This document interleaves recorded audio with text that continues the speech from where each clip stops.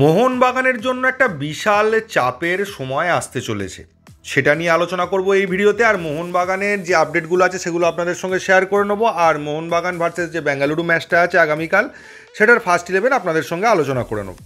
প্রথমেই বলি, মোহনবাগানের যে আগামী কয়েকটা দিন আসতে চলেছে বা বলতে পারেন একটা সপ্তাহ, সেটা বিশাল চাপের একটা সপ্তাহ। এবং সমর্থকদের কাছে রিকোয়েস্ট, এই সময় মোহনবাগান টিমের পারফরমেন্স যাই হোক না কেন, টিমের পাশে আমাদেরকে থাকতে হবে, কারণ সিচুয়েশনটা আমাদের বুঝতে হবে কি সিচুয়েশনের মধ্যে মোহনবাগান খেলছে। প্রথমত, আগামীকাল শনিবার দিন ব্যাঙ্গালোরের ম্যাচ খেলতে যাবে। বেঙ্গালুরুতে আজকে উড়ে গেছে, তো আগামীকাল ম্যাচটা আছে। ম্যাচটা হওয়ার পর যাই হোক না কেন পরের দিন তারা ফিরবে, রোববার দিন ফিরে আসছে। সোমবার মঙ্গলবারের মধ্যে তাদেরকে চলে যেতে হবে, সোমবারই চলে যেতে হবে ইরানে।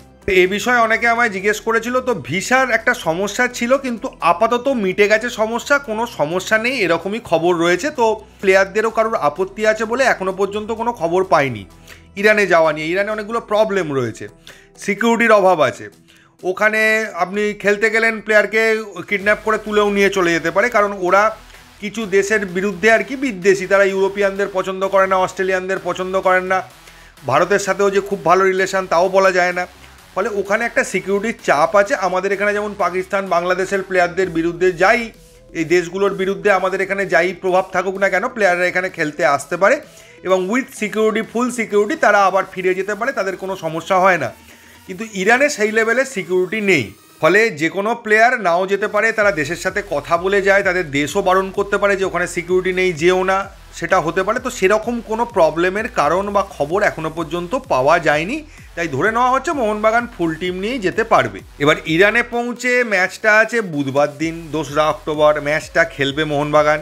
ম্যাচটা খেলার পর ফিরতে ফিরতে যা খবর আছে সেটা শুক্রবার হবে। শুক্রবার দিন ফিরে আসার পরেই শনিবার মোহামেডান ম্যাচ, ফলে প্র্যাকটিস করার কোনো সুযোগ থাকবে না। এবং সবথেকে বড় কথা হচ্ছে অত দূর থেকে একটা জার্নি করে ফিরবে, তো একটা যত যাই হোক একটা ট্রাভেলের ধকল তো থাকে, ফলে সেই রকম ফিটনেস লেভেলে থাকবে না বা ফিটনেস লেভেলে একটা প্রভাব পড়তে পারে। আর মোহামেডান যেরকম পারফরমেন্স করছে তাতে মোহামেডান ম্যাচটা যে কোনো টিমের কাছে একটা চাপের ম্যাচ, এবং যে কোনো টিমকে ওরা একটা মানে থ্রেট তৈরি করতে পারে, একটা ভয় দেখাতে পারে, সেই রকম পারফরমেন্স ওরা করছে। ফলে মোহনবাগানের কাছেও ম্যাচটা যে চাপের হবে এটা আলাদা করে বলতে লাগবে না। এবার ইরানের ম্যাচটা এতটাই টাফ ম্যাচ যে ওই ম্যাচটা যদি আমরা খেলতে না যেতাম তাহলে আমাদেরকে হয়তো 3-0 একটা রেজাল্ট দিয়ে দেওয়া হতো আমাদের বিরুদ্ধে, যে আমরা খেলতে যাইনি বলে 3-0 হার দিয়ে দিত। তো ওই ম্যাচটায় গিয়ে আমরা 3-0 কমে, মানে 2-0 বা 1-0তেও যদি হারি তাহলেও সেটা আমাদের কাছে বলতে পারেন কিছুটা নৈতিক জয়। আর 3-0 বেশি হারলে যাওয়া আসার যে খরচা, টাকা পয়সা যা খরচ হয়েছে সেটা বেকার যাবে, আর কিছুই না, কারণ তার থেকে না খেলতে গেলে 3-0 দিয়ে দিত। এবার যদি মোহনবাগানের আপডেটগুলোও আসি, সেগুলো খুব একটা সুখকর নয়। অ্যালবার্টো রড্রিগেজ এবং আশিক কুরুনিয়ানকে নিয়ে যেতে পারছে না মোহনবাগান, তারা এখানেই থেকে যাচ্ছে, তাদের ইনজুরি আছে এবং তারা এক্স্যাক্টলি কবে মাঠে ফিরতে পারে সে সম্পর্কেও কোনো খবর নেই। তার সঙ্গে আরেকটা খারাপই খবর বলতে পারেন মোহনবাগান সমর্থকদের জন্য, যেটা মলিনা কালকে ঘোষণা করেছে, যে নুনো রেসকে আপাতত আইএসএলে রেজিস্টার করার কোনো প্ল্যান এই মুহূর্তে তো নেই। তাকে শুধুমাত্র ACL 2 এর জন্যই ভাবনা চিন্তায় রাখা হয়েছে। এখন অনেক মোহনবাগান সমর্থক আশায় বুক বেঁধেছিলেন যে নুনো রেস যদি এখানে আসে CDM পজিশনে খেলতে পারবে এবং আমাদের CDM পজিশনটা একটু স্ট্রং হয়ে যাবে, টিমটা ব্যালেন্স হয়ে যাবে, ইত্যাদি ইত্যাদি অনেকেরই ভাবনা চিন্তা ছিল। কিন্তু আপাতত সেরকম কোনো চান্স নেই বলেই মলিনা জানিয়েছেন। আর এর মধ্যে সামান্য ভালো খবর হলেও যেটা, যে জেমি ম্যাকলারেন কিন্তু প্র্যাকটিসে ফুল ফোটাচ্ছেন এবং পুরো দমে প্র্যাকটিস করছেন, এবং তার টাচেস, তার ফিনিশিং যেগুলো মানে চোখ ধাঁধানো, সেগুলো তিনি করছেন। এবার তিনি কতক্ষণ কালকের ম্যাচে মাঠে থাকবেন সেটা কোচই জানেন, বা কতক্ষণ তাকে ইউজ করবেন এবং তিনি মাঠে কি করেন। আবার বলছি, প্র্যাকটিস একরকম জিনিস, মাঠে খেলা আর একরকম জিনিস, তো দুটোকে মিলিয়ে ফেললে হবে না। প্র্যাকটিসে অনেকেই অনেক কিছু করে, কিন্তু মাঠে গিয়ে কি করতে পারলো সেটাই আসল ব্যাপার। এছাড়া মোহনবাগানকে নিয়ে আর একটা খবর রয়েছে, এটা পুরনো খবর ছিল, কালকে অফিসিয়াল কনফার্মেশন এসছে, স্কেচার্স মোহনবাগানের জার্সির পার্টনার হচ্ছে অফিসিয়াল। তো এটা আমার মনে হয় না সমর্থকদের কাছে খুব একটা বড় বিষয়, কি মোহনবাগানের জার্সির হাতায় কি লেখা থাকবে, কি পিঠে লেখা থাকবে, কি কে স্পন্সর করলো, সেটা নিয়ে মোহনবাগান সমর্থকরা অতটা উদ্বিগ্ন আছে বলে আমার মনে হয় না, তাই এই খবরটা নিয়ে আমি খুব বেশি কথা বলতে চাই না। এবার যদি চলে আসি মোহনবাগানের ফার্স্ট 11 ফরমেশন কি হতে পারে, কেউ জানে না, ভগবানও জানে না। শুধু মলিনা জানে আর তার অ্যাসিস্ট্যান্ট কোচ জানে। তাও আমরা যেহেতু অভ্যেস হয়ে গেছে প্রত্যেকটা ম্যাচের আগে একটা ফার্স্ট 11 দেওয়ার, এতদিন ধরে দিয়ে আসছি, তো আজকেও চেষ্টা করলাম দুটো ফার্স্ট 11, একটা 3-5-2, একটা 4-2-3-1 বানানো হয়েছে, তো আপনাদের সঙ্গে সেটা একটু শেয়ার করে নেব। তবে এখানে মজার বিষয় হচ্ছে, আমি যদি বেঙ্গালুরু এফসি সাপোর্টার হতাম, আমি যদি আগে বিশ্লেষণ করতাম যে মোহনবাগান টিমের কীরকম প্লেয়াররা নামবে, তাদের বিরুদ্ধে কীরকম খেলতে হবে, তাহলেও একই অবস্থা হতো। বলতাম উল্টো দিকের কোচ কী করবে কেউ জানে না, তো মাঠে নেমেই ডিসাইড করতে হবে কীরকম ফার্স্ট 11 নামিয়েছে, সেই অনুযায়ী আমাদের প্ল্যানিং করতে হবে। তো এই অদ্ভুত চেঞ্জগুলোর কিন্তু একটা ভালো দিকও আছে। জানি কয়েকজন কমেন্টে লিখবেন মলিনা আপনাকে কত টাকা দেয় ওকে সাপোর্ট করার জন্য। যাকে ওসব ছেড়ে দিই, চলে আসি ফার্স্ট 11-এ। প্রথমটা হচ্ছে 4-2-3-1, যেহেতু আগের ম্যাচে 4 জন নামিয়েছিল, 4 ডিফেন্সে খেলেছিল, তো সেই হিসেবে 4-2-3-1 প্রথম ছকটা। এখানে ডিফেন্সটা পুরোপুরি আগের ম্যাচের মতোই রাখা হয়েছে। সুভাশিস, তার পাশে দীপেন্দু, তার পাশে টম, তার পাশে আশিস, যেরকম আগের ম্যাচে ছিল। দুটো উইঙ্গারে, একদিকে লিস্টন আর একদিকে দিমিকে ইউজ করা, কারণ দিমিকে অন্য কোনো জায়গায় খেলানো মানে ওদিকের উইঙ্গারের জায়গাটা নষ্ট হয়ে যাবে। হ্যাঁ, আশিসরাই ওখান থেকে বারবার উঠে ওভারল্যাপে ও কিছুটা উইঙ্গারের কাজটা করে দেবে, তো সেক্ষেত্রে দিমিকে মনবীরের জায়গায় খেলানো যেতে পারে।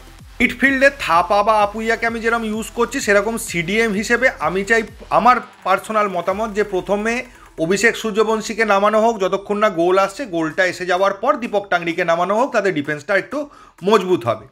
সামনে থেকে গ্রেগ বা সাহাল, কিছুক্ষণ গ্রেগ খেললো, গ্রেগ যখন পারবে না তখন সাহালকে নামানো হলো। তাও বলছি গ্রেগ সাহাল একসঙ্গে খেললে একটা দারুণ কম্বিনেশন হয়, কিন্তু সেটা নামানোর অপশান থাকছে না, যেহেতু আমরা 4 ব্যাকে খেলছি। কারণ লিস্টন সুভাশিস দুটো একই টাইপের ব্যাপার হয়ে যাচ্ছে, সুভাশিসের ডিফেন্স ভালো, লিস্টনের অ্যাটাক ভালো, কিন্তু 3 ব্যাকে খেললে লিস্টন সুভাশিসের জায়গায় একটা প্লেয়ারকে দিয়েই আমার দুটো কাজ হয়ে যাচ্ছে। ঠিক একইভাবে উল্টো দিকেও মনবীর, আশিস রাই একই ব্যাপার হচ্ছে, এবং গ্রেগের সামনে থাকছে কামিন্স বা জেমি, যাকে ও বলটা সাপ্লাই করবে। তো এটা বলতে পারেন মোটামুটি একটা ডিফেন্সিভ ছক। এই ছক অনুযায়ী খেললে ডিফেন্সটা কিছুটা হলেও মজবুত থাকবে। এরপরের ছকটা 3-5-2, এখানে সুভাশিস, টম, দীপেন্দু সেই আগে যেরকম হতো সেই রকমই থাকছে, কিন্তু এক্ষেত্রে আমার মতামত যে দীপক টাংরিকে প্রথম থেকেই খেলানো হোক, তাহলে ডিফেন্সটা মজবুত হবে। যখন ডিফেন্স করার দরকার হবে দীপক টাংরি একটু পিছিয়ে আসবে, ফলে 4 ব্যাকের সিস্টেমটা আমাদের ফুলফিল হয়ে যাবে। ফলে লিস্টন আর ওদিকে মনবীর বা আশিস রাই যেই থাক, তার উপর অতটা চাপ নিতে হবে না। এবার আশিস থাকলে আশিসও যদি ব্যাকে নেমে আসে, টাংরিও যদি ঢুকে যায়, তাহলে আমরা 5 ব্যাকের কাছাকাছি পৌঁছে যেতে পারবো, একটা 5 ব্যাকের ডিফেন্স তৈরি হতে পারে। এবার এখানে সুভাশিস যদি একটু লিস্টনকে সাপোর্ট দেয় আর আশিস রাই নেমে এসে যদি দীপেন্দুকে একটু সাহায্য করে, তাহলে আমার মনে হয় এখানে প্রবলেম খুব একটা হবে না, ডিফেন্সটা সেক্ষেত্রেও কিছুটা কম্প্যাক্ট হবে।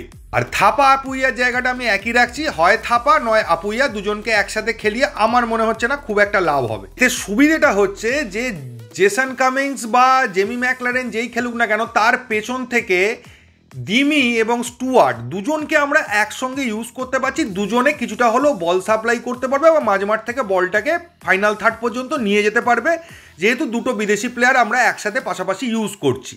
এবারে যেহেতু বেঙ্গালুরুর মিডফিল্ডটা অনেকটাই স্ট্রং, আমি সেকেন্ড ছকটাই প্রেফার করব, তাতে ওদের মিডফিল্ডের সঙ্গে আমাদের মিডফিল্ড সমানে সমানে একটা টক্কর দিতে পারবে।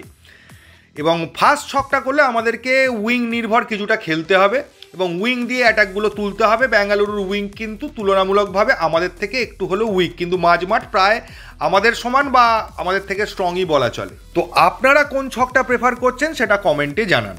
তবে বেঙ্গালুরু ম্যাচটা শুধুমাত্র আইএসএলের জন্য নয়, পরে ট্রাক্টার ম্যাচের জন্যও কিছুটা ইম্পর্টেন্ট। এই ম্যাচটা জিতে যদি ইরানে যেতে পারে তাহলে একটা কনফিডেন্স নিয়ে যেতে পারবে, আর এই ম্যাচটা হেরে গেলে প্লেয়ারদের মনে এটাও চলবে যে আমরা বেঙ্গালুরুর কাছে হেরে যাচ্ছি আর ট্রাক্টারের সঙ্গে কি খেলবো। তো এই মানসিকতাটা যেন না হয়, সেই জন্যই এই ম্যাচটা খুব গুরুত্বপূর্ণ। এই ম্যাচটা যদি আমরা জিততে পারি, একটা কনফিডেন্স নিয়ে যাবো, একটা লড়াই করার কনফিডেন্স থাকবে এবং সেটা ট্রাক্টার ম্যাচে অল্প হলেও 1% হোক 2% হোক কিছুটা হলেও আমাদেরকে হেল্প করবে। তো এই ভিডিওতে এইটুকু। যদি ভিডিওটা ভালো লাগে প্লিজ চ্যানেলটাকে সাবস্ক্রাইব করবেন। থ্যাংক ইউ, ধন্যবাদ এবং জয় মোহনবাগান।